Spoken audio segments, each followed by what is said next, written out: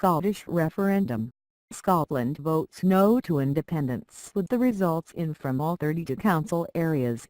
The no side won with 2,001,926 votes over 1,617,989 for yes. Scotland's First Minister Alex Salmond called for unity and urged the unionist parties to deliver on more powers.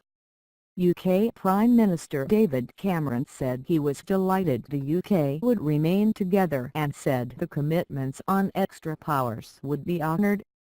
Mr Cameron said the three main unionist parties at Westminster would now follow through with their pledge of more powers for the Scottish Parliament. "We will ensure that those commitments are honoured in full," he said.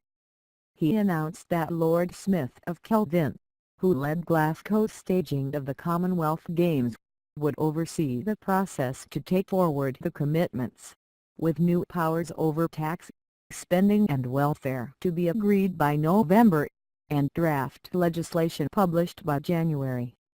The Prime Minister also acknowledged that the people of England, Wales and Northern Ireland must have a bigger say over their affairs.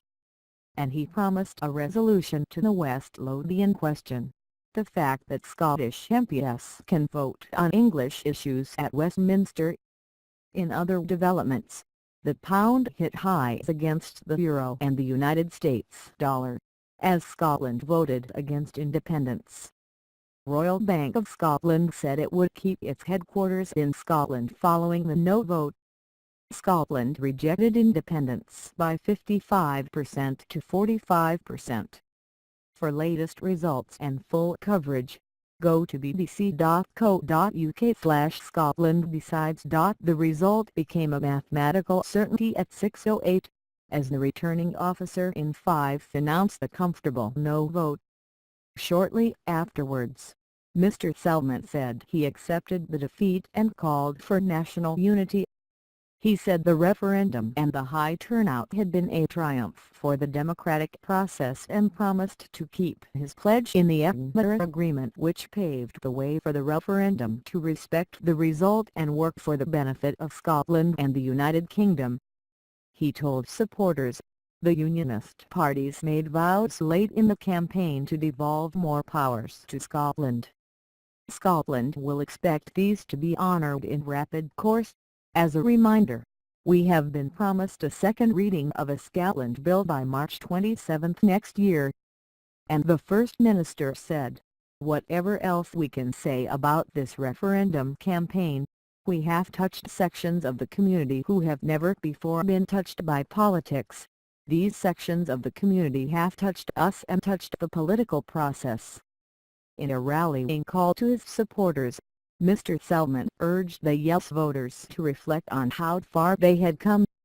"I don't think any of us, whenever we entered politics, would have thought such a thing to be either credible or possible," he said. "Over the last few weeks we have seen the scare and a fear of enormous proportions. Not a scaremongering directed at the Scottish people, but the scare and the fear at the heart of the Westminster establishment as they realise the mass movement of people that was going forward in Scotland. Today of all days, as we bring Scotland together, let us not dwell on the distance we have fallen short. Let us dwell on the distance we have travelled and have confidence the movement is abroad in Scotland that will take this nation forward, and we shall go forward as one nation." This margin of victory for the Better Together campaign, 55% to 45%, was greater by about 3% than that anticipated by the final opinion polls. The winning total needed was 1,852,828. Speaking in Downing Street, Mr Cameron said the result was decisive.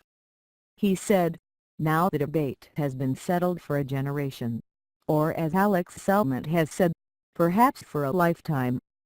So there can be no disputes, no reruns. We have heard the will of the Scottish people." The Prime Minister also spoke of the implications for the other nations of the UK. English Voices in Wales. There are proposals to give the Welsh Government and Assembly more powers, and I want Wales to be at the heart of the debate on how to make the United Kingdom work for all our nations, he said. In Northern Ireland, we must work to ensure that the devolved institutions function effectively. Mr Cameron said millions of voices of England must also be heard.